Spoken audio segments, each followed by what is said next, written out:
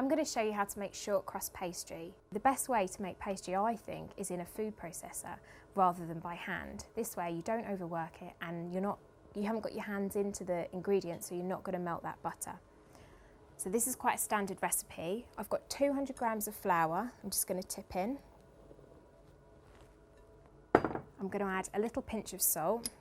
You do this whether you're making a sweet or a savoury pastry because it just helps the flavour. And then I'm going to pop in some butter. Now this is 100 grams of very cold butter straight from the fridge. I'm going to pop that in with the flour. Now if you did want to make this into a sweet pastry, pop in the sugar at this stage. And I'm just going to pop that lid on and I'm going to pulse it until I get a very fine crumb mixture.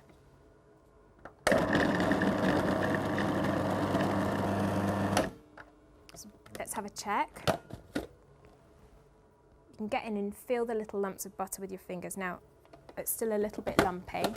I'm down to about sort of pea-sized bits of butter, so I'm going to have a go again.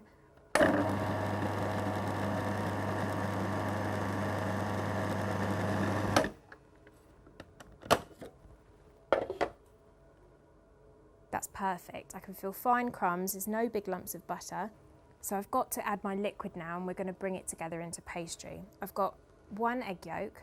You don't have to add egg yolk into the pastry, but it gives it a more rich flavour. And to that, I'm going to add 1 tablespoon of water.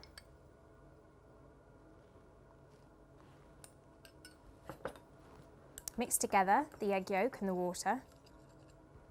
And I'm going to add this into the flour. You want to add as little liquid as possible because the less liquid you add, the shorter and more crumbly and buttery your pastry is going to be. So I'll take 1 tablespoon of that mixture, dribble that in, and let's pulse it again.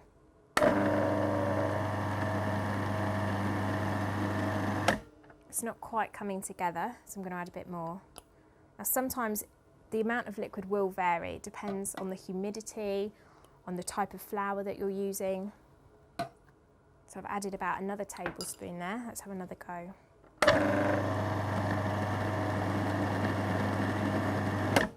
So I've just pulsed it one final time and it looks like it's coming together now. That's perfect. If I show you, I can start to clump that together into pastry. So I'm going to tip that out now onto my work surface and bring it together into one lump. Again, I'm going to barely touch it because I don't want to overwork it, so I'm going to be as quick as I can.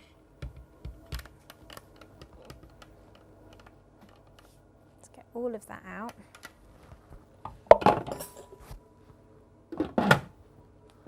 Give myself a little bit more space to work. Now if you need a bit of flour, you can put some down, but I've got quite a good work surface here. I'm just literally carefully bringing it together.